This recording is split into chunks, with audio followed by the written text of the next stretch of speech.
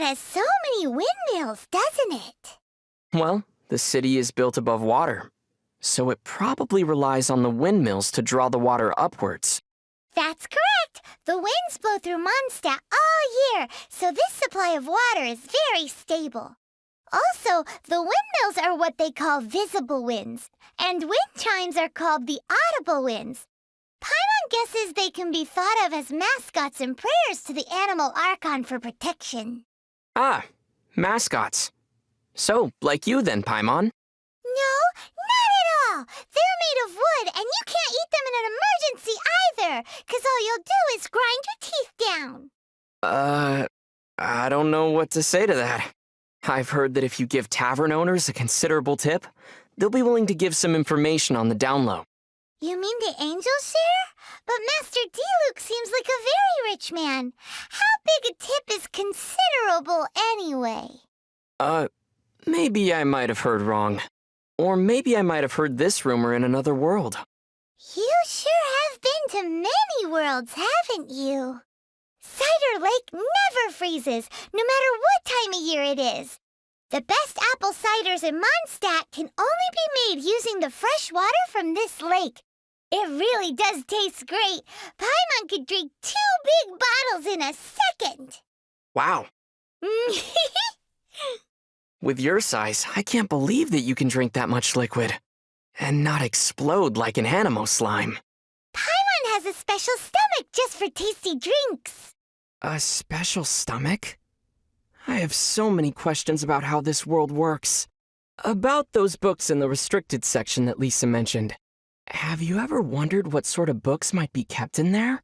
Perhaps it contains books not suitable for children. Huh? But the Boar Princess isn't in the restricted section. What could be more unsuitable for children than that? Paimon's curious. Paimon finds that hard work hardly works here in Mondstadt. Why do you say that? Just look at Huffman from the Knights of Favonius. He does his best at his duties every day. But the ever-relaxed Captain Kaya is his boss. But isn't Jean, who works the hardest, the acting Grand Master? Well, how about this then?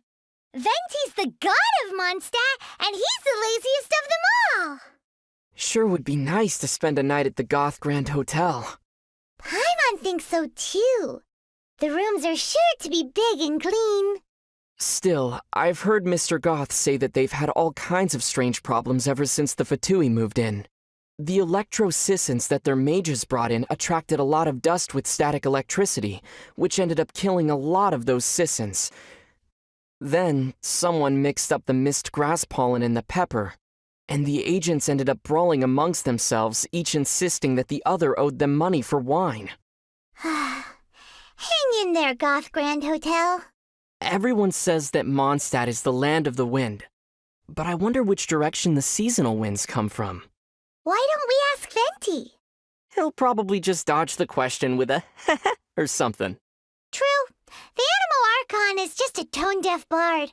What does he know about the wind? So here in Mondstadt, alchemy is practiced out on the streets? Is that so strange? In many of the worlds I've been to in the past, alchemy has always been a secretive art. Watching alchemy being practiced as a part of daily life is like being in a world where people have 3 stomachs. Paimon thinks only having one stomach is weird. Are you serious? What do you think? Tevat's day and night both seem particularly short. The skies here are full of stars, but they aren't the same as the ones seen from my home. I wonder if the fates of people from Tevat are also related to their constellations. Oh? Do you know how to read the stars too? That's amazing! Not a lot of people outside Sumeru can do it.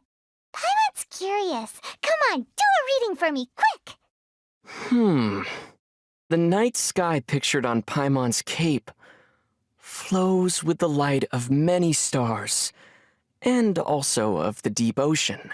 The movement of these stars tells me that, in say 7 days from now... In 7 days what? Something good or something bad might occur. Right. Your theory sounds as rock solid as a geo-slime. And about as brainy, too. On the way back to Mondstadt after rescuing Dvalin, we finally got to see one of the 7 Archons, didn't we? It was interesting to see what kind of god he was. Haven't we known Venti for quite a while now? As Venti, yes. But still, this was the first time that we got to see him as the Animal Archon Barbados. Normally, he hides his true divinity behind the facade of a bard. What does freedom really mean when demanded of you by a god? That question that he asked Dvalin? I'm still contemplating that, you know? Mondstadt is full of wide plains and rolling hills. People say that when Barbados made this land, he used the storm to flatten the cliffs and valleys. Still, it looks like he missed a few spots. Like Starsnatch Cliff? Exactly. On the map, it almost looks as if it was meant to be the apex of a vertical structure, but ended up at the wrong orientation. What's an apex? Paimon's heard that couplets are a traditional art form in Liyue. If you can write a line that works as a second half to one that someone else has written, you'll be well paid. But linking the couplet is hard, so it's not easy money. Not only does the rhythm need to match, but the meaning has to as well. Care to give an example? Wind rises, winds never churn. But the sea of clouds always return.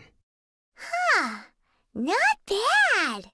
Let's not waste time here. We've got some money to make. There's a saying of Rex Lapis that's commonly used here in Liyue. Paimon thinks its rough meaning is don't play with your money. It's because the first Mora were minted from his golden form and given to humans in trust. Kaya sure seems to enjoy playing with his money. And that's why you shouldn't learn from him. Well, as a child, I was taught not to play with my food. Yup. You've got to respect your food. What are you looking at Paimon for? Walk in 7 clockwise circles, then walk in 7 anti-clockwise circles. Then open your eyes. Are you sleepwalking? Nope. Paimon is just trying to see if that antique shop from Heart's Desire actually exists. Well, assuming that a shop in a story does exist, what would you like to buy, Paimon? A slime creator. Does such a thing even exist? Lately, some Guhua clan disciples have been retelling an ancient story. The Guhua clan, huh? Paimon bets it's a heroic story. Several male disciples decided to partake of a contest of arms to see who would marry their female junior, and she approved. Ooh, Paimon's heard this one. In Liyue, they call this a joust for a spouse. But the night before the contest, she stole the eldest disciple's favorite sword. Aw, so she wanted him to lose. Poor guy. I know, right? Forced to use a sword he wasn't used to, the eldest disciple suffered a crushing defeat. Unable to accept this result, he fell to his knees and wept. Oh no, he must have really loved her, right? In the end, he was forced to marry her in front of everyone. Wait, so the loser had to marry her? Did you know the reeds in Dihua Marsh are common materials used in making paper? The solid reed cores are used to make pens, while the hollow part is used to make flutes. It's all very sophisticated. Over the years, many heroes and swordsmen have also chosen Dihua Marsh as the location of their duels. The more reeds, the more elegant the place. But in places where the reeds are the thickest, the water can be quite deep. So there are a lot of unlucky duelists who fall in and drown while the duel is on. And what's my takeaway from all of this supposed to be? Don't get into a fight in Dihua Marsh. Paimon's heard that in Liyue, people call the crane the gentleman bird. And do you know why that is? Paimon's not quite sure. Well then, let me tell you the story of the lucky crane repaying its debts. A long, long time ago, there was a kind-hearted scholar who saved a lucky crane that had fallen into a trap. Later, on a cold winter's night, a beautiful maiden came to his door asking to lodge with him. The maiden shouldered a greatsword on her back and taught all that she knew of swordsmanship to the scholar, supervising him as he studied day and night. Wow! Once he had finished his training, he went out into the wilds with the maiden to do good and fight for justice. 10 years later, the lucky crane took the form of a gentleman and finally came to return the favor, but discovered the couple had already lived out a fortuitous life. And that is the story known as the gentleman's 10-year debt. Ah! Rumor has it that Jueyun Karst is the abode of the Adepti. Wow! The abode of the Adepti! Perhaps we'll meet the Adepti on those cloud-piercing mountain peaks. Wow! Meeting Adepti! But I wonder, how would one normally communicate with the Adepti? Wow! Communicating with Adepti! My emergency rations seem to be going bad. Best to consume them quickly. Ahem! Well, Paimon thinks that shouting from the mountaintop should work. That seems more like a way of getting the attention of a hilly churl rather than an Adeptus. To think that the Geo-Archon had signed a contract with the Cryo-Archon. I wonder what the contents of their agreement were. Paimon doesn't care who you are. Making a deal with the Tsaritsa is super dangerous. Be that as it may, since Morax is the god who understands the basis of contracts the best, he's definitely given this some thought. Well, that's true. Morax himself called it the contract to end all contracts. I trust that we will witness the truth and its denouement play out. Well, come to think of it, while Rex Lapis enjoys visiting his people in private, he only descends officially once every year. None of the other gods do this. Does Rex Lapis have any deeper intentions? I have my guesses. You see, those annual divine predictions have already captured the hearts of the people of Liyue too much. Round and around they analyze and scrutinize every single word, finding limitless hidden meanings within them. What do you think would happen to Liyue if such predictions were available every day? Ah! Paimon gets it now. Paimon would be offering Rex Lapis's favorite snacks to him every day. If you could just get Mora straight from Morax's hands, who would ever need to do a day of honest work? You made some logical leaps, but that's basically how it is. If you want to adventure together with Benny's adventure team, you have to come prepared. Domains are very dangerous, so you should always take care to double and triple check your supplies in advance. Paimon's heard that the Adventurers Guild has compiled a list of 463 different ways of dying in these domains. If Bennett got you killed by accident, Paimon and Bennett would never forgive ourselves. Why am I the only one dying here? Well, that's because according to the numbers, Paimon can avoid 322 causes of death just by floating. I suddenly don't feel like exploring these domains. I've heard that Albert, being the leader of Barbara's fan club, sometimes gets bumps and bruises on purpose so he can go to the cathedral to see her. Paimon feels the Knights of Avonia should keep a closer watch on weirdos like that. But it seems that a month later, Albert discovered that Bennett was managing to see Barbara far more than he was. Well, Bennett does have the natural advantage when it comes to getting injured, after all. What is this? A Let's Bother Barbara contest? Barbara's really popular, isn't she? Well, she is the idol of the people of Mondstadt. Come to think of it, Paimon doesn't really know what an idol is. It's an occupation in which one's work is to be cute, be well-loved, and earn a boatload of mora. Isn't that the same thing as being a mascot? That's one way to put it. Lisa and Amber feel a bit like sisters. Huh? Why's that?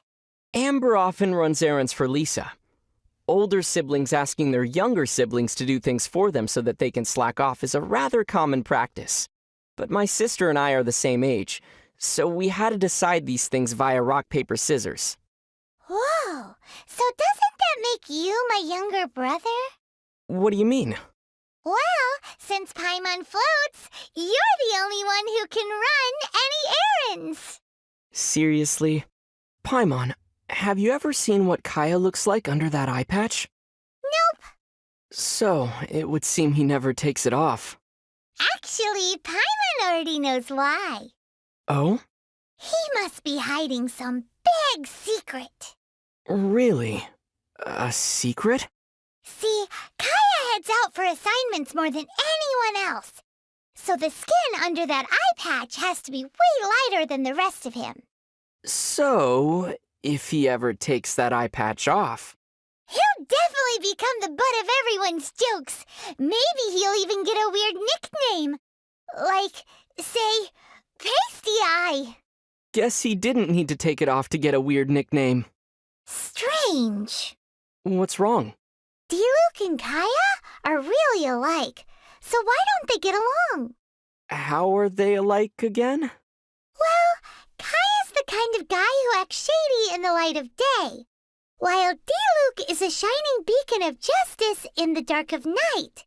Don't you think that's kinda the same thing? I still don't see it.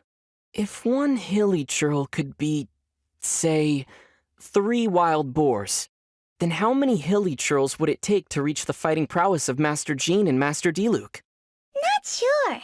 But if you heard the way everyone talks in Mondstadt, you'd know that Master Jean is the strongest. I'd say that if Diluc strikes first, Master Jean wouldn't be able to counter. Oh, she'd find a way. There's no way. Master Jean's elemental burst is really strong, you know. Yes, but that field would also make Diluc stronger. Paimon doesn't think Master Jean would even need her vision to take on Master Diluc because... Diluc would only need a beginner's greatsword to... This is so dumb. They both fight for Mondstadt, so they wouldn't come to blows. That's why Paimon likes your idea of measuring their fighting strength in number of hilly churls. Or, in Paimon's case, in fifths of a wild boar. You know what a brush is, right? Of course. Kinda like pens, but with animal hair at one end for calligraphy, right? That's correct. They say that finely made brushes sell for high prices among Liyue's merchants. So, would you like to make some too? Uh-huh. But wild wolves are too fierce, so we should use Razor's fur to make brushes instead. Razor's fur is all downy and soft. It'll definitely make great wolf fur brushes. We could make lots of more like this. Brushes made like that would conduct electricity. I'm not sure we could use them. Besides, Razor isn't a wolf, nor are wolf fur brushes made from actual wolf's fur. Huh? Why are they called wolf fur brushes then? Well, does Cider Lake look like it's full of cider to you? You have a point. Klee's a really interesting kid. All the knights seem to like her a lot too. You could even say they spoil her. I wonder who makes the better mascot, Paimon or Klee? Oh, wait, I forgot. Paimon's not a mascot. Paimon's emergency. Hey! Paimon knows exactly what you're going to say. That joke stopped being funny a long time ago. It's time for Paimon's Little Life Tips. Little life tips? In Mondstadt, if there's something you can't fix, or there's something you can't get clean no matter what you do, if you ever run into something you can't handle yourself, you just need to shout this name into the skies. Noel! And everything that's troubling you will be swept away in an instant. So this is one of the tricks to living in Mondstadt. Pretty impressive. Fischl makes a very unique impression, doesn't she? How so? Well, she travels together with a talking raven for starters. Well, I'm traveling with you. It's not all that different. Still, Oz can also translate for Fischl. You, on the other hand... better than some bird. How so? Well, at least Paimon doesn't need wings to fly. Speaking of Fischl, she also claims to be a visitor from another world. We're similar in that way. We even bring a pet along with us. Pet? Now wait just a minute here. But her raven, Oz, he looks cool and is polite to boot. More importantly, he can both scout and fight. Very useful indeed. Maybe I should make arrangements with Fischl to trade companions once in a while. For, say, a week or two at a time. It should be quite interesting. Hey! Doesn't Paimon get a say in this? How do you become as popular and cool as Captain Beto? With enough experience? Paimon's already seen lots of things from adventuring together with you. One also needs to experience trials and setbacks. Paimon almost drowned that one time. Maintain an inspirational disposition. Uh-huh. Paimon's always rooted for you. One must also have a mature outlook towards problems. Hey, are you just trying to say that Paimon can't make it? How does a person become as super rich as Lady Ningguang? Is that the only impression she gives you? Riches? Well, there's the huge jade chamber too. But isn't that also made of Mora? Well, you need an excellent mind. Well, Paimon's really good at giving people nicknames. You need to be very familiar with the workings of the markets. A serving of Fisherman's Toast goes for 1,025 Mora, and no discounts, even on rainy days. You also need to be willing to work really hard. Okay, then. So, how do you make friends with a really rich person? Wait, you're giving up already? Do you think that Chi-Chi needs to drink blood? That's not a zombie, Paimon. That's a vampire. Then, will she transform during a full moon? Werewolves, Paimon, not zombies. Huh. As expected of a traveler, you really know a lot. So, what special things can zombies do? Exercises? Ah, that makes a lot of sense. So the ones that do exercises are zombies. Got it. Come on, Paimon will teach you how to fly. 3, 2, 1. Paimon's gone. Well, whatever. I'm tired. Let's just sit here for a bit. I'm flying with you in my heart. What sort of slime do you like the most? Pyro slimes, I suppose. You can feel their warmth just by getting close. That's something you'll need in the winter. That's very practical, as expected of a traveler. What about you, Paimon? Paimon likes them all. They're all very tasty. Tasty? Turning slimes into bubbly, lovely, jubbly meals is the Paimon special. Well then, I suppose that's one more thing I can eat before you become emergency rations, huh, Paimon? Paimon would rather not be on that list at all. Do you think that we're too harsh on the hilly churls? Well, sometimes we really do seem like children who just can't resist kicking the hornet's nest. I think we're doing more than just kicking it. The Sleeper tribe. The hilly churls sure have interesting tribe names. The Sleeper tribe will take any opportunity they can to take a nap. Paimon's heard that their animal skin beds are really soft. Would you like to try them? Not going to try it yourself, Paimon? Paimon can sleep while floating. The air is the softest bed. Pretty sweet, huh? Just a little. The Meaty tribe? These hilly churls pick the funniest names. The hilly churls of the Meaty tribe make regular sacrifices. The altars they build are really huge. What do they pray for? For meat to eat every day. It's an awesome wish, isn't it? I suppose I should have expected that answer. The Eclipse tribe. So the hilly trolls have normal-sounding tribe names like these too. The hilly churls of the Eclipse tribe are really mysterious. All the hilly churls of that tribe can draw an eclipse symbol. But rumor has it that only the Dada Sama churl of the Eclipse tribe knows why the eclipse symbol is so revered within their tribe. An eclipse symbol. Did you say something? I was asking you what sort of soup you'd like to have tonight. Can't stop thinking about food, huh? Seems like you'd be more at home in the Meaty tribe than the Eclipse tribe. But anyway, Paimon wants boar soup. Thanks! Paimon doesn't feel so good. What's the matter? Paimon hasn't opened a treasure chest in so long. If this keeps up... Ooh... If this keeps up, you'll one day get caught in a hunting trap with a single Mora as bait. Hey! Paimon floats, so that'll never work. Wow, we've really had a lot of good food recently, haven't we? You know what they say, have food, will travel. Won't you be unable to fly if you get fat? Nope, Paimon never gets fat. So Paimon demands more food.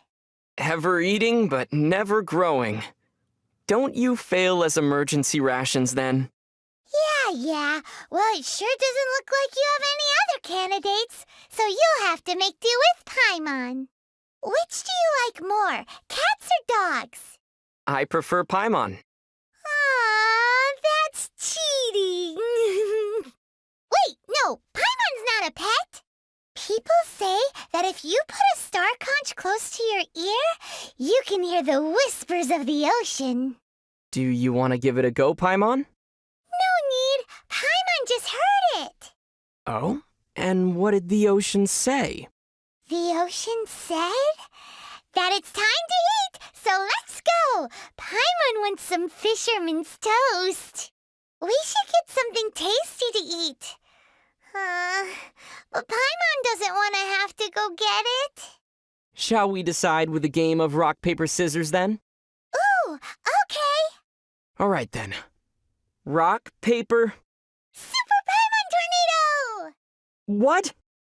Paimon's been working so hard recently. Any ideas on how to relax? Sleeping? Sleeping's boring. Reading? Paimon will get dizzy. Having a chat with some friends? But those are all things that require thinking. And not thinking is more relaxing. And thus the Paimon paradox, famed in the histories of philosophy in Teyvat, was put forth. Liyue's cuisine is very different from that of Mondstadt. For example, you can hardly find spicy fried dishes anywhere in Mondstadt. That's why they say climate creates cuisine, you know? But wait, why do all of Teyvat's slimes taste the same then? That's because you only know one way of cooking them. Wow, a weasel thief's backpack can really hide a lot of Mora. Well, it's because weasels by nature enjoy collecting shiny objects. Paimon's heard that the origin of the weasel thieves has something to do with the treasure hoarders. Also, aren't crows the type to collect shinies as well? Paimon wonders if Oz has a secret stash of Mora that he collects behind Fischl's back. Well, now that you mention it, Paimon, I wonder, do you? Nope, nothing here. You won't find any Mora in Paimon's shoes. No way. Paimon, have you ever read Vera's Melancholy before? Well, it sure sounds familiar. That book's pretty popular, and I've heard that the author made a tidy sum off of it.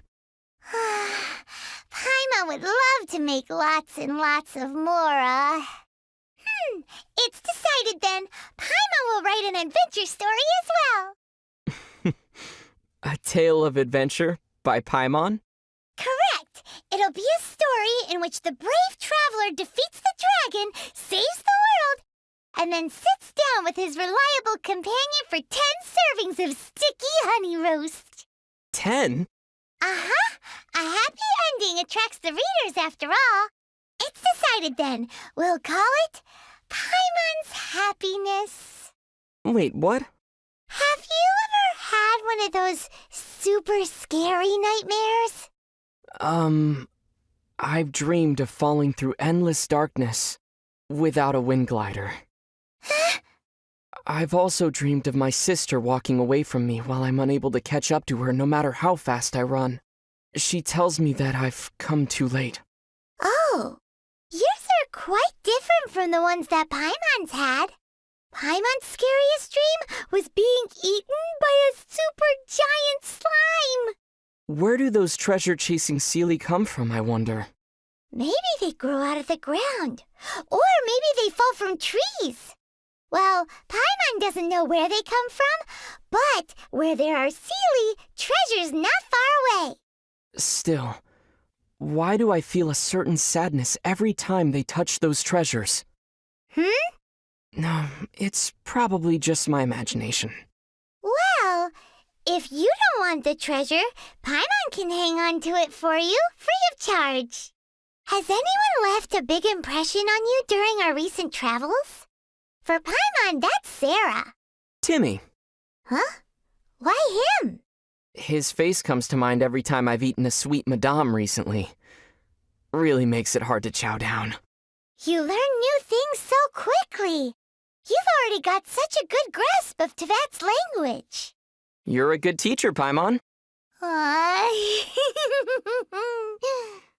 Who knows? Maybe the quality of your nasty nicknames will improve someday. What monster made the deepest impression on you? Monsters, huh? Probably ruin guards. Does a ruin guard really count as a monster? It's more like a machine.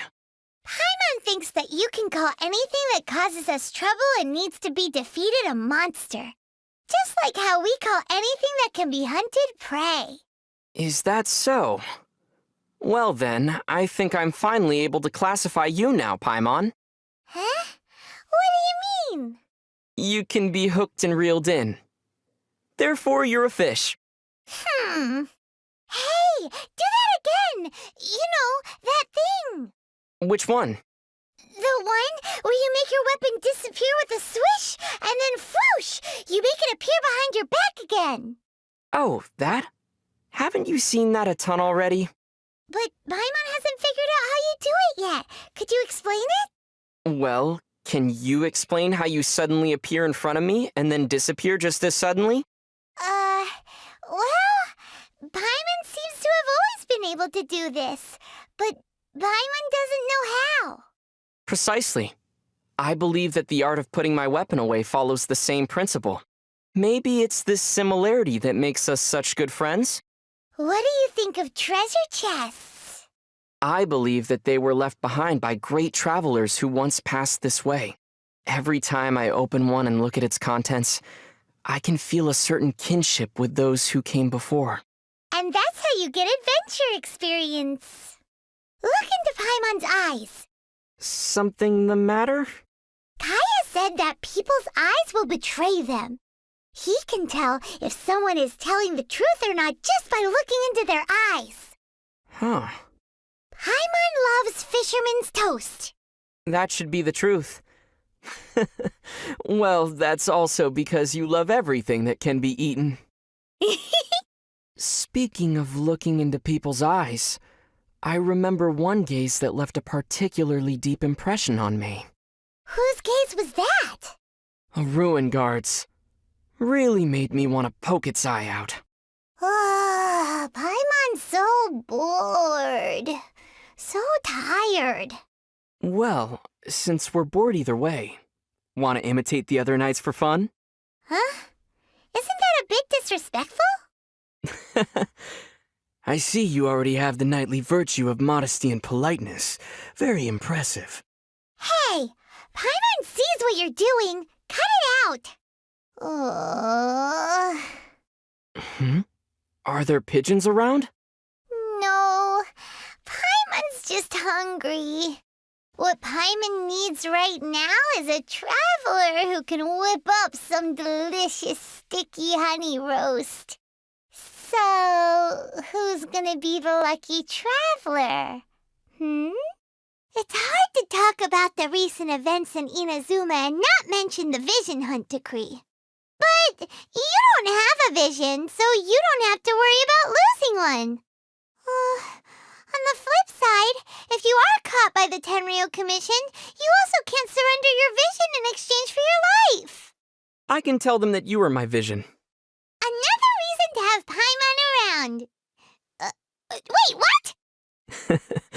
Don't worry, I wouldn't let them take you, Paimon. That's more like it. We'd just go to jail and suffer punishment together.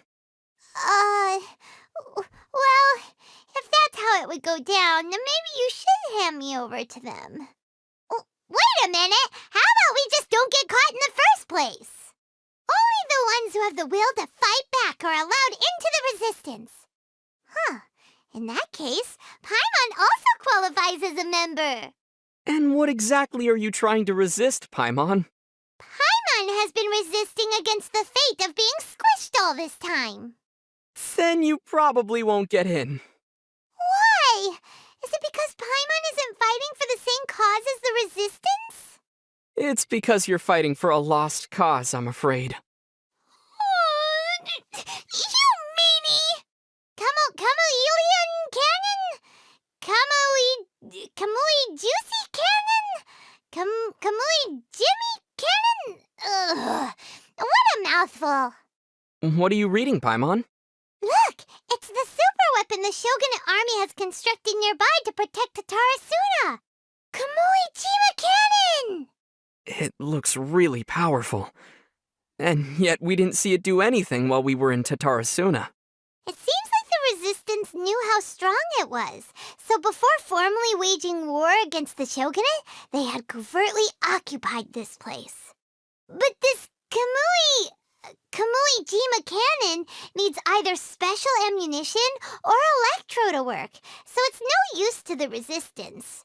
The Shogunate army put so much time and effort into creating this weapon, Paimon really wants to see the extent of its power. If all you need is an electro user, perhaps I can help. That's right! Now we just need something that would serve as our cannonball. Huh? Why are you giving me that look? Hey! You know what? When we first arrived at the Komori tea house, Paimon really thought that Tarumaru would be able to speak. You sound a bit disappointed. Of course! If Tarumaru could speak, Paimon feels that he'd say something really interesting. For example... Toma! Stop hiding around here! You're in my way! Woof! Huh, that makes sense. Or... Kozue! You're bound to me for the rest of your life unless our contract is terminated! Woof woof! You didn't believe Kozue when she said she'd signed a secret contract forcing her to work part-time at the tea house, did you? Oh! Paimon just thought of another one! This one's quite good! Just look at this visitor. Paimon, is it? Look how cute and clever she is. Today, all her meals are on the house! Woof! There's no way Tarumaru would say something like that. What are you mulling over, Paimon? Do you remember Goro's fluffy ears? Paimon really wants something like that. Oh, or maybe horns similar to the ones Ganyu has. Ganyu's horns are pretty cute as well. Do you have any ideas? Let me see. Oh, I found something. Really? Aw, Paimon always knew you were reliable. Ta-da! I present to you the tusk of Monoceros Chaly. Paimon doesn't need that. If Paimon can't have Goro's fluffy ears, then maybe at least something like his fluffy tail. But da-da-da! Here you go. Tail of Boreas. Not that! Also, combining those two is definitely not the look Paimon is going for. It's amazing that Inazuma has places like the Yai Publishing House, which specializes in publishing novels. They even host competitions. Wow. If that's the case, then perhaps you can submit a draft of the book you've been working on. Paimon's Happiness. Well, about that. Paimon has misplaced the drafts on our way to Inazuma. Really? Fine! Paimon hasn't started writing it yet. It's not Paimon's fault. Paimon's been meaning to do it, but 3 days ago, Paimon's pen broke. And the day before yesterday, Paimon had hand cramps. Yesterday, a sprained foot. Today, Paimon's hungry. It sounds like you'll sooner write 1,000 excuses with Paimon than Paimon's happiness. Kazuha is a free spirit, wouldn't you say? Yeah, he seems to be a bit of a loner, too. Being able to explore the world at his leisure while savoring the beauty of everything around him? That doesn't sound too shabby. You aren't thinking of sneaking off to go on a solo adventure, right? I would never leave you, Paimon. Aw, Paimon's really happy to hear that. Here, have this. Monthly food expenses? 300,000 mora? Hey, wait! Where are you going? I suddenly feel like going solo. Maybe it's not a bad idea after all. Please don't go! Wait for Paimon! Paimon, you look so serious today. That's because Paimon's thinking about serious things. Paimon's jealous of people from wealthy and influential families. They have an endless supply of mora and mountains of delicious food to eat. I can't disagree. Those are exactly the things you're fond of. But after getting to know Ayaka better, Paimon realized that a young lady from a noble family can also have her share of hardships. She needs to shoulder her clan's duties and responsibilities. She works so hard and has very little time for herself. Ayaka must be exhausted. She should try to relax a bit. That's right! Let's invite Ayaka to the next festival! If she got an invite from us, there's no way she'd refuse! Yeah, I'd like to go to another festival with her. Besides, if Ayaka's around, she can pick up the tab for us. I should have seen that coming. Ayaka gives a sense of noble elegance with every gesture she makes. Can you do an Ayaka impression, Paimon? Let's give it a try. Oh my, you've been picking mushrooms so earnestly just to make chicken mushroom skewers for me? How cute. That was nothing like Ayaka, but even though you didn't sound like yourself, it didn't feel completely out of place for you either. It's a well-established tradition that during Inazuman celebrations, everyone's wearing festive masks. Paimon tried to look around the stalls, but hasn't found any mask that fits. So you really want a mask of your own? Of course! Not wearing a mask during an Inazuman festival is the same as not receiving a bouquet at the Windbloom Festival. Let me make one for you. Whoa! You're the best! I wonder what kind of mask will fit you best. How about a slime mask? Yay! Paimon slime! Do you think Yoimiya's dad's poor hearing is related to fireworks? He's been making and testing fireworks for many years now, and being exposed to the sound of gunpowder explosions on a daily basis.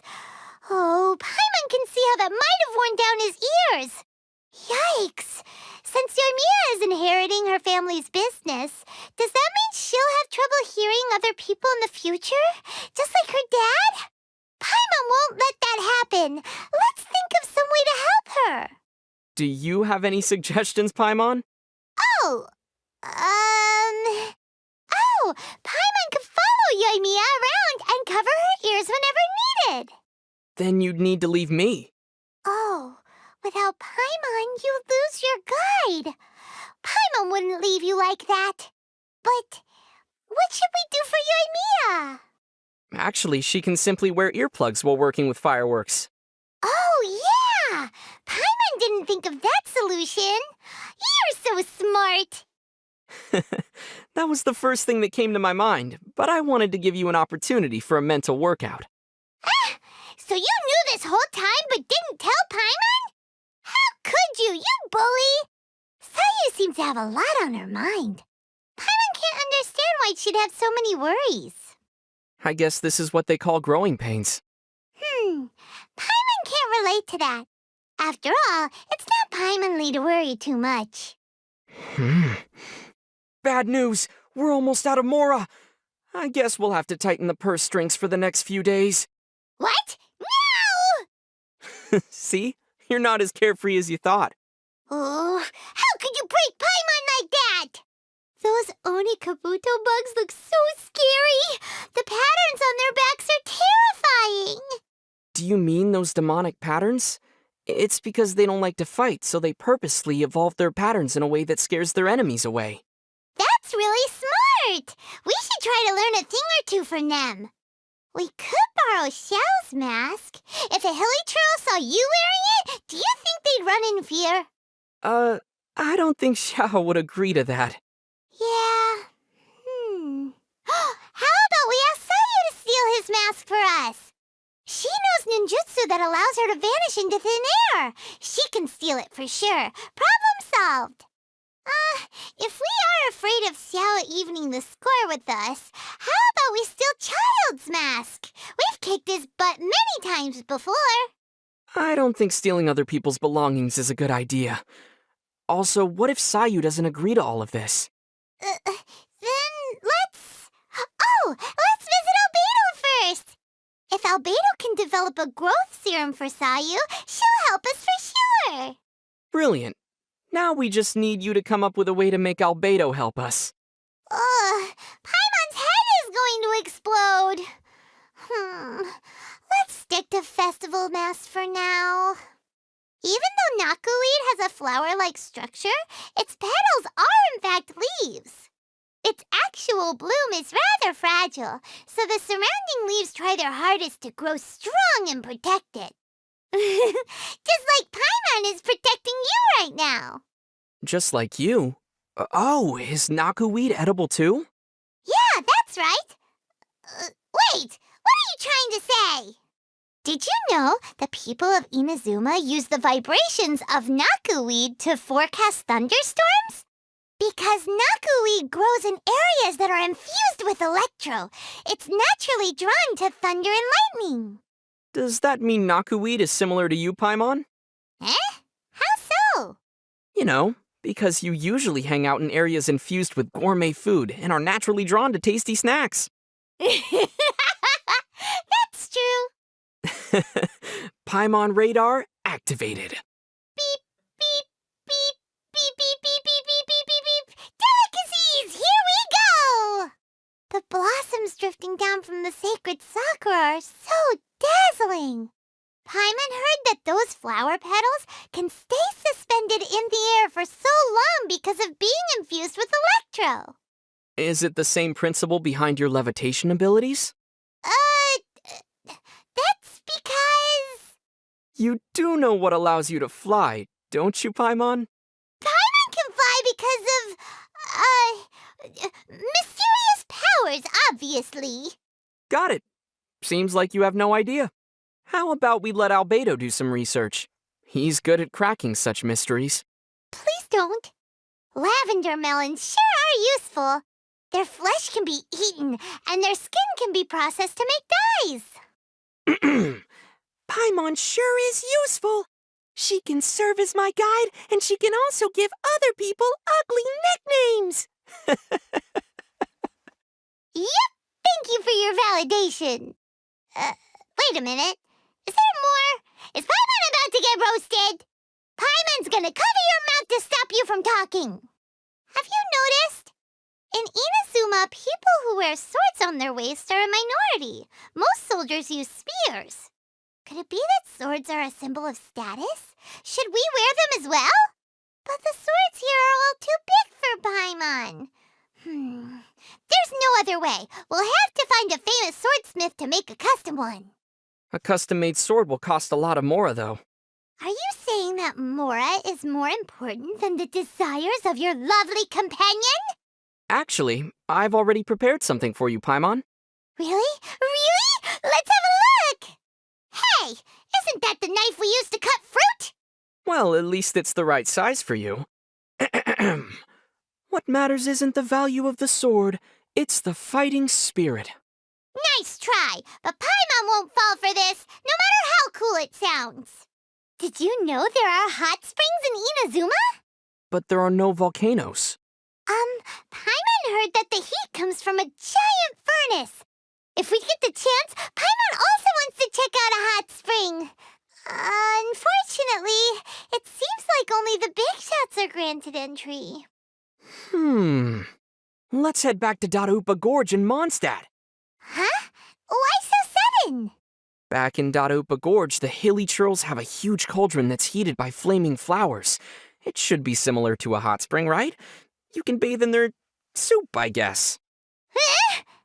In Inazuma, it's customary for parents to choose a lucky name for their child. Those names symbolize everyone's expectations and wishes for the child, like prosperity, wealth, good health, and safety. Because of these expectations, parents often pick extra long names and cram all sorts of blessings into them. So, hypothetically, if one day a little girl fell into a lake on her way back home, then her friends might rush to her house and tell everyone, "Something bad happened!" Oh, what happened? Osvaldo Hrafnavines, Prinzessin der Verurteilung Fischl von Luftschloss Narfadort, come quick! Centennial genius astrologist Mona Magistus has fallen into the water! Mona falling into the water doesn't sound like an emergency situation, though. Precisely. The fast-swimming Mona would come back home around the same time her friends are done saying her name. Inazuma's scenery is quite different than what we've seen so far.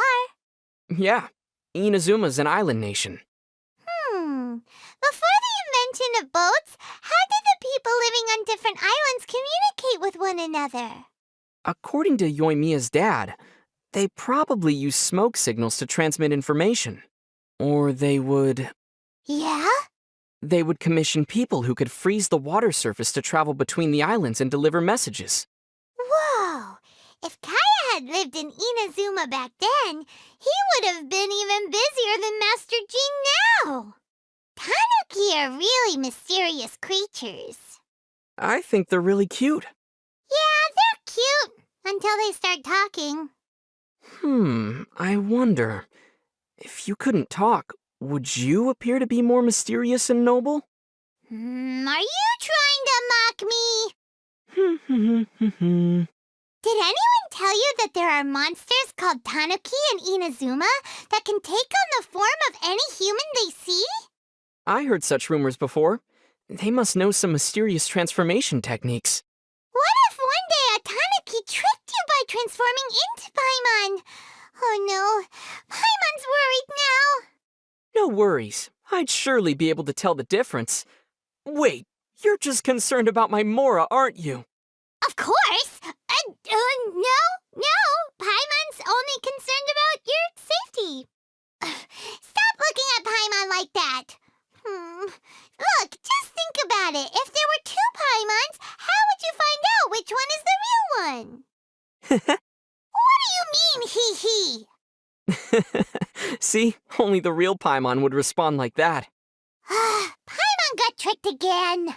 We've been passing by a lot of small shrines lately, but none of them seem to be dedicated to the Electro Archon. They were probably built for lesser deities. The people of Inazuma believe that everything around them has a spirit, and those spirits will help them in their time of need. Oh, so the people make shrines for them and give them offerings. Yeah, in a way, it's a form of prayer and a token of appreciation. Paimon gets it now. Let's find Ayaka and have her put up a shrine for us. If we do that, we'll be able to get lots of offerings as well. Paimon's so happy. Is that an acceptable thing to do? What's wrong? Haven't we been helping out everyone this whole time? We may be doing an even better job than those deities. You do have a point. But when I picture people placing flowers or fruits in front of a shrine for me, it doesn't feel right. It never stops raining on Yashiori Island. I heard it's because of the lingering evil energy. Evil energy? What's that? Sounds terrifying. It's caused by the remains of an evil god somewhere on the island. Because its power hasn't fully dispersed, the remaining energy causes all sorts of misfortunes. That's what I meant when I said evil energy. Oh, that makes sense. But Paimon doesn't think rain is a bad thing. Maybe that god has been crying all this time because they were bullied. Crying? I don't think gods can cry. I mean, I've never seen Venti or Zhongli cry before. There are exceptions. If you pinch Paimon, you'll be able to see a crying god. Are you a god? Paimon sure is. Okay, let me guess. The flying god of silly questions? The god of slimes? Or the god of being fished out from the water? Paimon's none of those. As your bodyguard, Paimon is the god of protection. In Hanamizaka, there's a place called the Bantan Sango Detective Agency. Paimon remembers. It's the one run by Sango and Ryuji, right? Everyone speaks highly of them. I heard that they frequently get caught up in strange incidents, and some places have banned them from entering their premises. Paimon thinks that's undeserved. After all, Sango and Ryuji have helped a lot of people. Would you invite them if you were organizing a dinner party? What if halfway through the meal, one of the guests suddenly shrieked and collapsed onto the ground? If that's the case, then Paimon thinks it's a bad idea. Paimon suddenly feels that hanging out with them could be dangerous. Well, that's the price you pay for being a famous detective. Oh, yeah! Have you drawn fortune slips at the shrine before? If we draw them before our next adventure, they may provide us with some guidance. But what if our draws are inauspicious or turn out to be a bad omen? If that happened, we'd probably end up in a bad mood. Oh, that's fine. According to the Shrine Maidens, if someone draws a bad omen, they just need to hang it on a tree in the shrine. So we should keep on drawing and drawing until we get a super lucky draw. Then we'll hang all the bad ones on the tree. If everyone did that, there'd be no more space left to hang the slips. Muso no Hitotachi is amazing! It can be any enemy with a single slash! But for Child, it might need 3 slashes. Yeah. Anyway, if you mastered that technique, Paimon wouldn't have to worry about you for the rest of our journey. So where can one learn that technique? Yeah, where can one learn that technique? Quit looking at Paimon like that!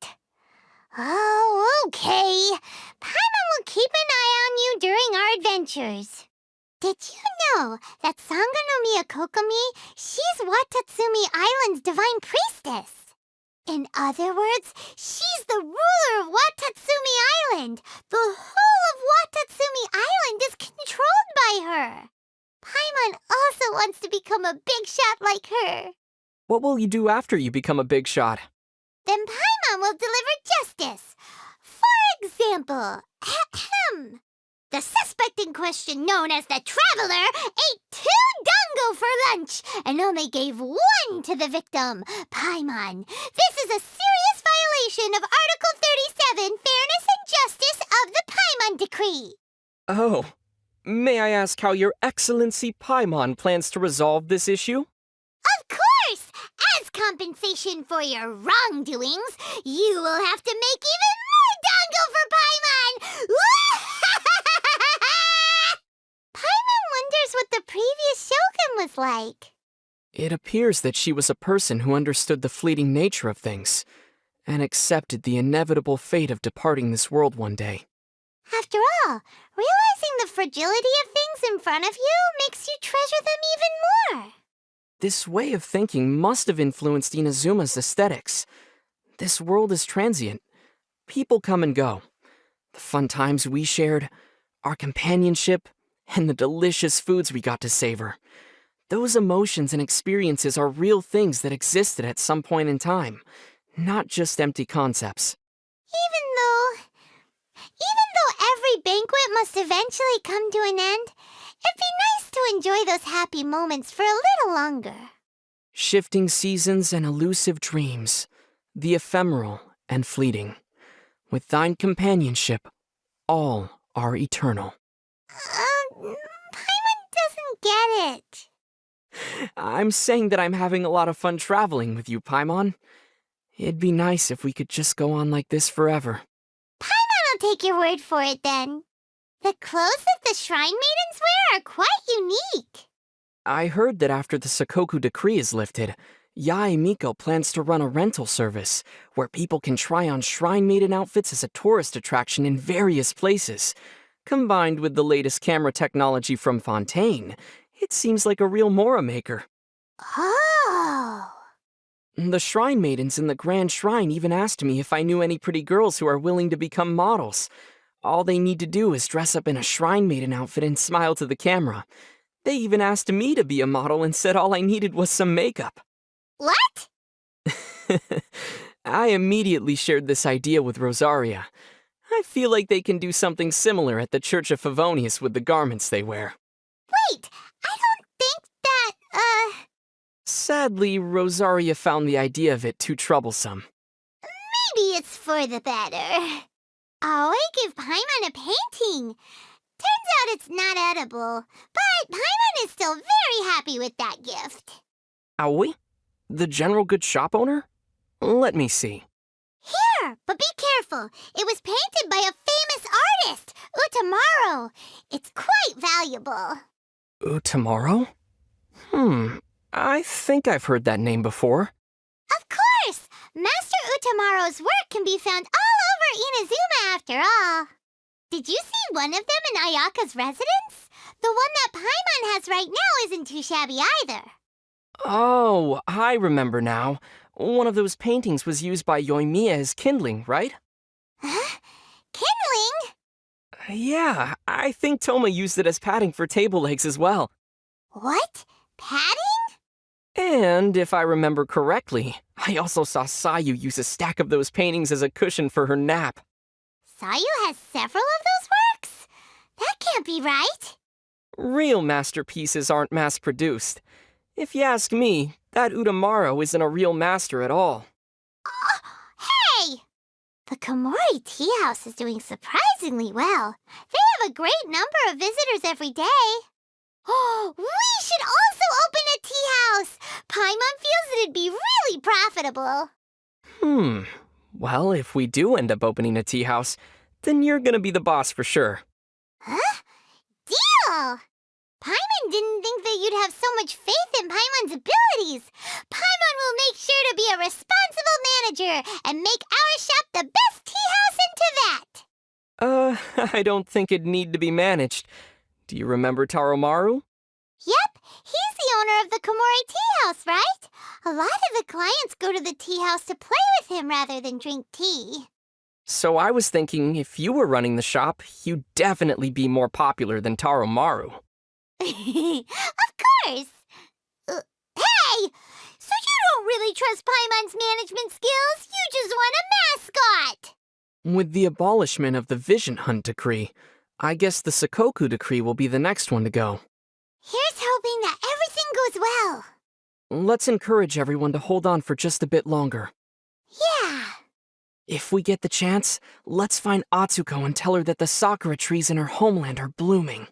How is that supposed to comfort her?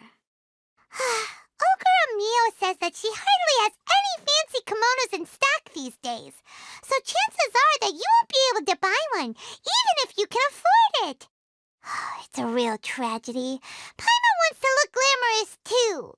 But the Sakoku decree's been abolished. She should be able to import silk from Liyue now. You're right!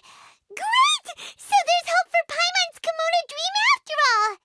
Just imagine it. Paimon emerges from Ogura's shop wearing a custom-made, pure silk, one-of-a-kind kimono. Total transformation! This Paimon's going places! No longer just a sidekick in the legendary Traveler's Adventure story. Oh no. Say hello to Paimon the Elegant, wearer of fine silks and fated friend of heroes. Wouldn't that be amazing? It would, wouldn't it? What I'm hearing is you want me to pay for your new wardrobe. Exactly! You read Paimon's mind. See? That's what being fated friends is all about. So Paimon was thinking 7 different styles, one for each day of the week. Still not sure on the specific designs, though. Let Paimon think. Suddenly I'm not so interested in buying. Free knowledge without having to study at all? Can's knowledge is amazing! Could Sumeru have Can's knowledge about the different customs of the 7 nations, too?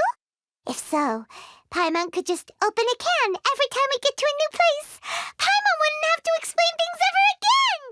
Or we could just open them all here in Sumeru. But traveling wouldn't be any fun without surprises to look forward to. Ooh, plus, if we open them all here, I wouldn't even need Paimon as a guide anymore. Okay, scrap that idea. No more can knowledge. Let's save our mora for something else. Something like... Oh, tipping Paimon for guide services. Seems fair, right? The Eremites are a real motley crew. There's certainly a diverse range of characters. Yeah, that could explain it. Oh, Paimon can play lots of different characters, too. Judgy Paimon, knowledgeable Paimon, helpful Paimon.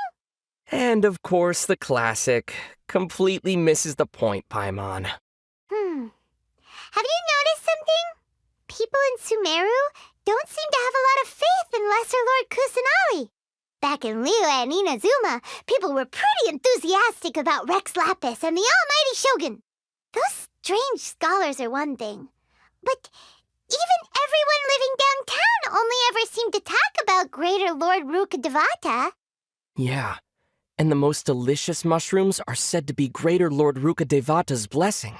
Speaking of which, lots of the dishes in Liyue are said to have been taught and approved by Rex Lapis himself.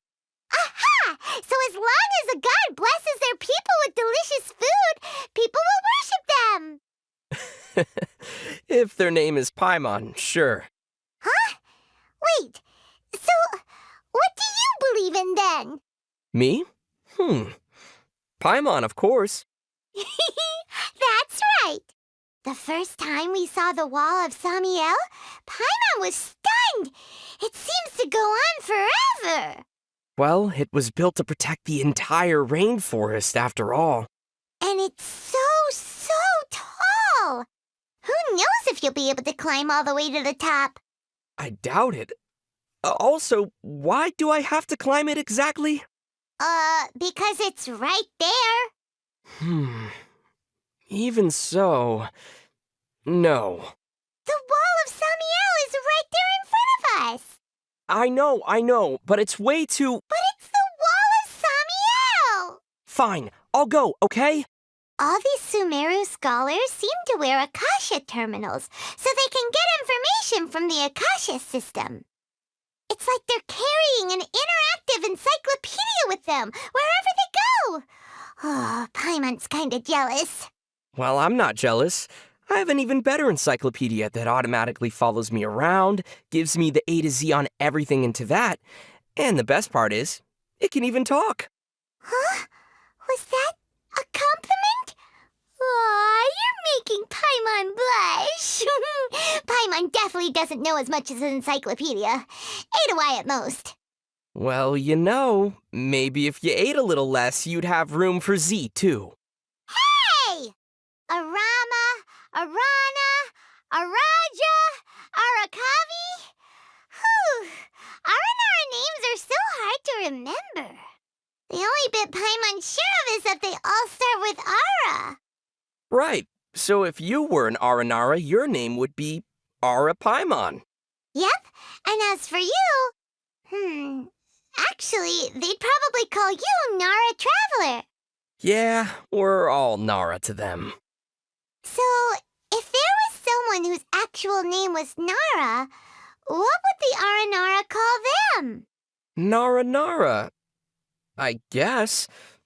Sounds kinda cute. Yeah! For some reason, the Aranara's food all tasted a little too...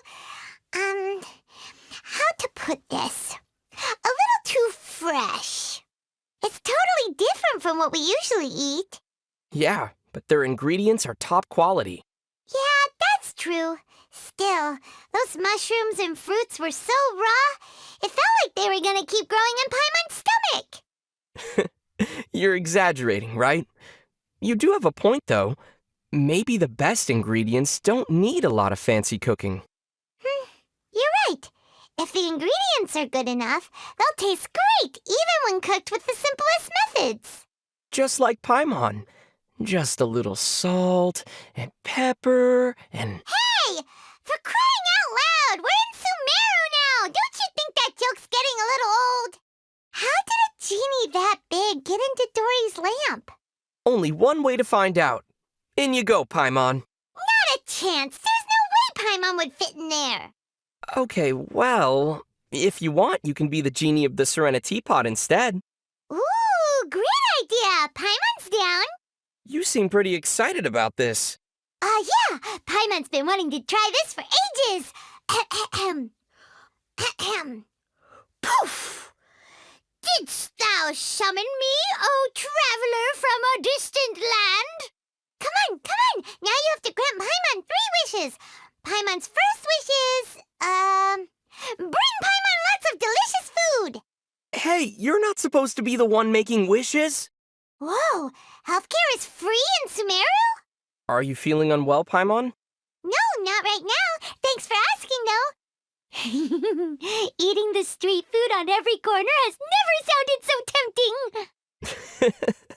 Your stomach is gonna punish you for that. If so, Paimon will go see a doctor and get treated. It's all for free. It'd be a waste not to take advantage of this, don't you think?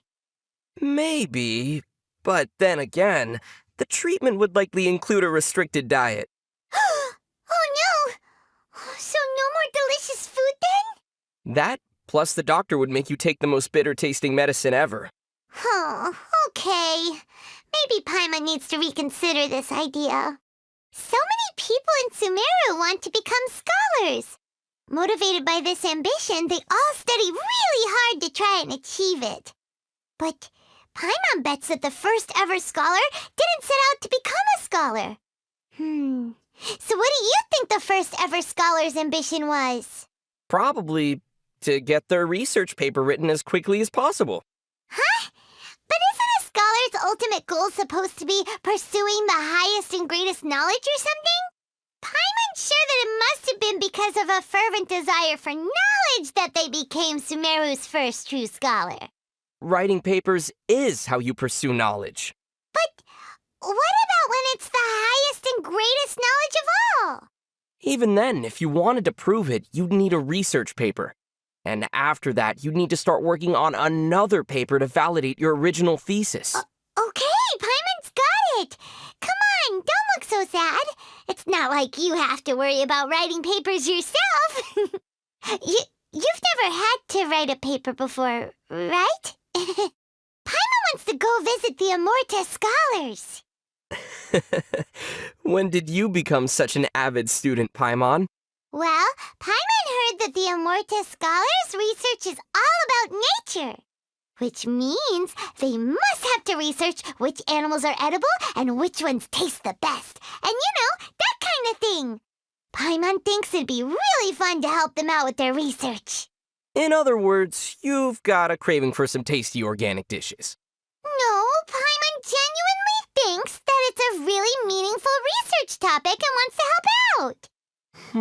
Well, in that case, I think the Amurta scholars might be more interested to find out about Paimon's species and behavioral patterns. Gee, is that the time? Paimon just remembered we have something else more important to do. Sumpter bees are adorable. Paimon likes how the people who keep them give them each a special name based on their most distinctive traits. For all we know, the Sumpter beasts might be giving each of us a name in return. Maybe that's how they respond when we call their name. Really? So what kind of name do you think they'd give us? Moo. How is anyone supposed to understand that? A rough translation would be vociferous, pestiferous, maliculous, niveus, microbipedal. That's the scientific name, of course. Oh? What would the common name be then? Noisy two-legged critter. Hey, why keep only the negative traits? There are 6 Darshans in Sumeru. Ooh, it would be cool if Paimon had her own Darshan too. It'll be called Paimonology. What wisdom would Paimonology stand for? Practical wisdom for everyday life. So Paimonology scholars would specialize in the art of cooking slimes in 100 different ways, never letting a single Mora escape their grasp, giving people ugly nicknames, etc.? Whoa, you read Paimon's mind! Also, don't forget how to become the best travel guide in Tibet. Oh, this is a fantastic idea! Come on, let's go submit a Darshan application to the Academia! From this day on, you'll be the Grand Sage of Paimonology! I'd like to decline the honor, please. Did you know that there are all kinds of strange shroomkin in Sumeru? Oh yeah, here's a fun one. Legend has it there were some forest boars who couldn't live without mushrooms, and the two species gradually formed a symbiotic relationship with each other. Now they're known as shroom boars. Whoa, that's a lot like us. Paimon can't live without you either. If you can't live without me, that means I'm the shroom and Paimon's the... Boar! Hey, wait a second! The residents of the Grand Bazaar are all so talented. They sell their own woven goods, beautiful vases and jars, and delicious-smelling spices that make Paimon's tummy start rumbling. And they all sing and dance really well. Paimon wishes she could do that. Well, if you're serious about it, there's no reason you couldn't learn. What? Really? Well, for starters, you have a natural advantage when it comes to dancing. You won't trip over yourself or accidentally step on someone else's foot. Oh, yeah! Paimon always forgets how useful flying can be. All right, then, let's go boost a move at the Grand Bazaar and watch everyone shower Paimon with admiration. Aha. So that's what this is about. People in Sumeru seem to take divination and fortune-telling pretty seriously. For starters, there's astrology, although only the scholars get to practice that. But ordinary citizens have their ways too. They can do divinations with just a cup of coffee.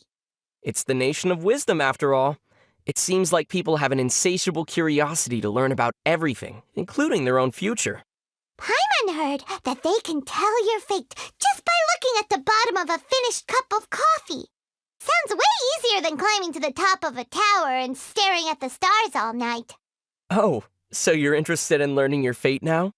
Yeah, although Paimon's really more interested in finding out what the coffee tastes like. Khedive and Anissa kept talking about poor Biruni this and poor Sina that. Why do all these words have poor at the front? Well, per means descendant and also student. So in this case, they're referring to themselves as the children and students of the great sages of old. Huh, so that's what it means. From the way they were throwing these words around, Paimon was sure it'd be something to be proud of. Wait, but isn't it?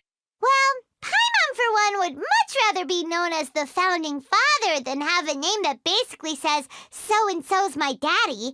Pretty embarrassing, don't you think? I have to admit, I've never thought about it like that. It's not only Sumeru locals at the Academia, huh? There are students from other nations, too.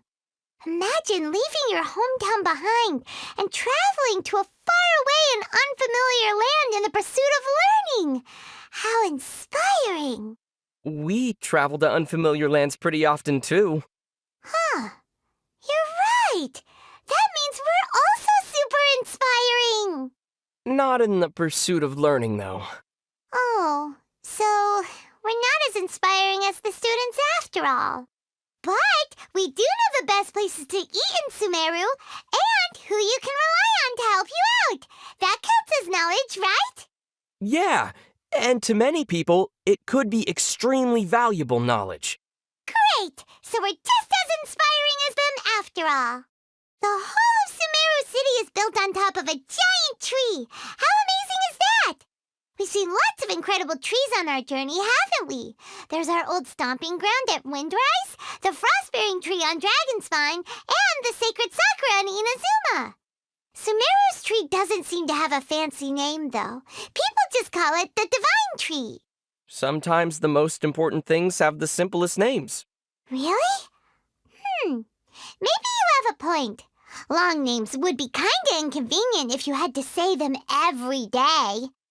Anyway, people in the city only have to say down below, and everyone knows they mean the bottom of the tree. What's that saying again? Names aren't things themselves. They're just words for things. So is Paimon just a word for a thing too? Yeah! Kinda. But, wait, no! Paimon is just Paimon.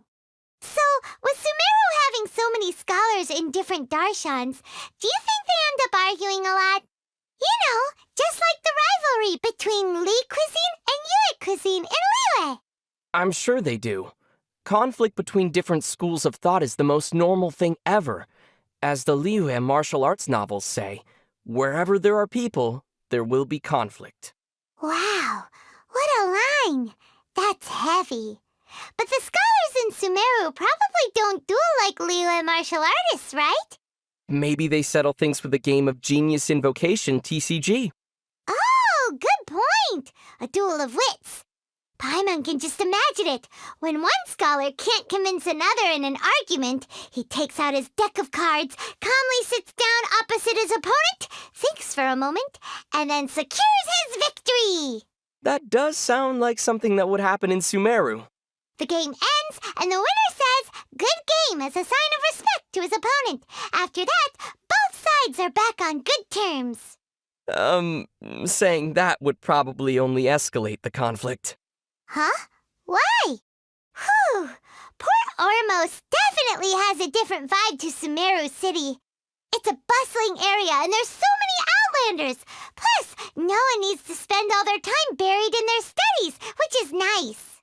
Yes, but that's why they end up being disciplined by the port authorities. So you see, Paimon, if you don't study hard, you'll end up just like them. Oh. Wait, what was that tone of voice for? Port Ormos is built on the ruins of the fortress of the Alliance of the Alliance of something, anyway. The name's too long. Paimon can't remember it. Anyway, that's what all the bookish people in Sumeru say. Oh, you mean the Alliance of the 29 Ocean Days? Apparently, the Alliance was formed by a bunch of arrogant pirate leaders, none of whom wanted to work for any of the others. They fought and looted each other constantly, causing endless chaos in coastal Sumeru. Finally, one day, they decided to enter into an alliance with one another and divide power equally between themselves. The members of the alliance were called Days. Oh, and so after that, there was no more fighting and no more stealing, so everyone could get along happily and make a boatload of war together. Right? Right?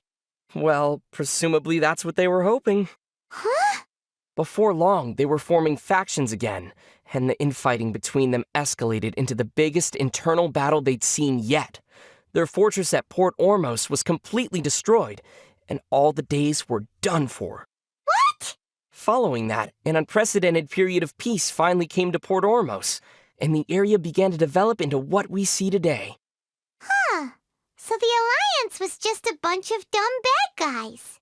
Sino's super into that card game Genius Invocation TCG, isn't he? Doesn't it seem kind of weird for the General Mahamatra to be into playing cards? Not when you consider his hairstyle. Huh? What has his hairstyle got to do with it?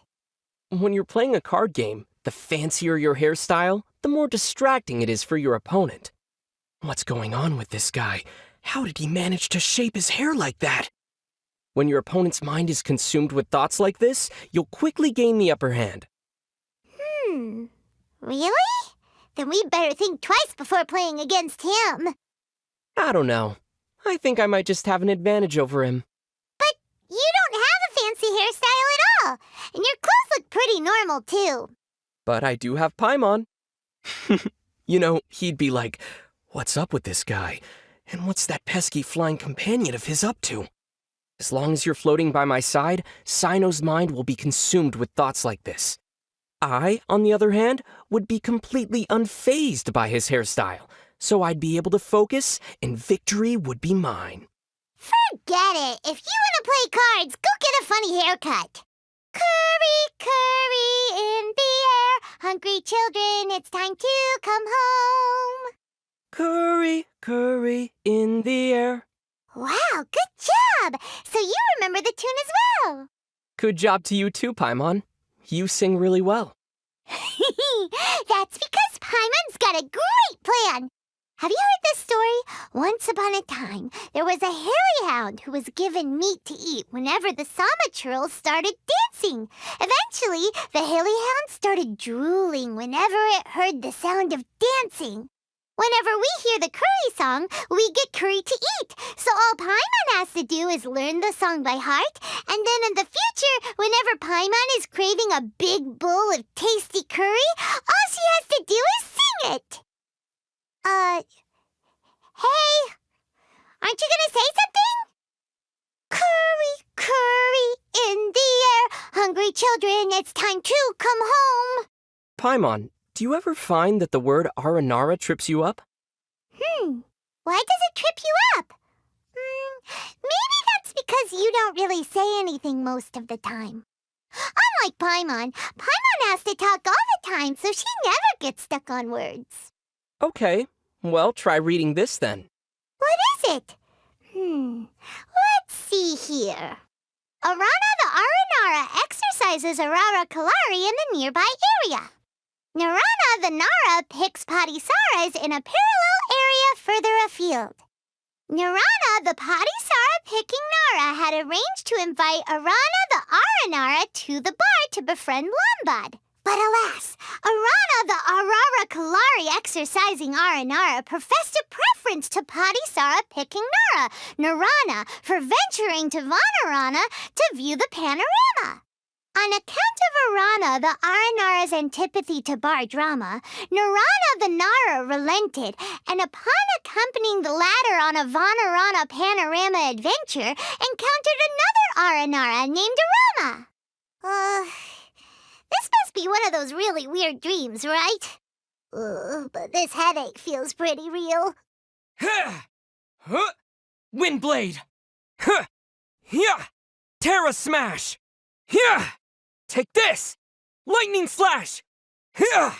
Scatter! Propagate! Disappear! Go with the wind! Quake! To dust! Thunderclap! Bellowing thunder! Germinate! Spring forth! Is this an answer from this world? A reward on the road. I'll keep this close. Let me at him! Look out! This is not the end. Maybe I wasn't meant for this world. Just what will we come across this time? This world is full of unsolved mysteries. There's still a long road ahead.